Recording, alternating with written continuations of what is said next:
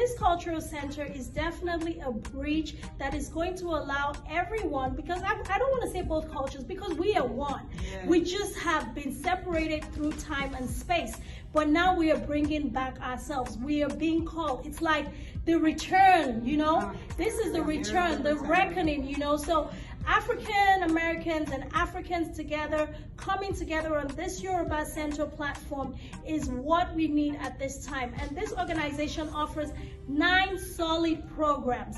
We offer the language school, we offer the Arts and Heritage Museum, we offer the theater, talking drum and dance program, we offer the youth scholarship that provides scholarship to college students who are leaving high school, who have gained admission. We have the community program for families. We have the health and wellness program. All of these programs, we have the youth program. I don't want to forget that, because the youth are the future. You and I, we are the youth. So if there's anyone out there who falls in the demographic of young parents who have young children like we do, we need you to come join us. Africans and African Americans alike.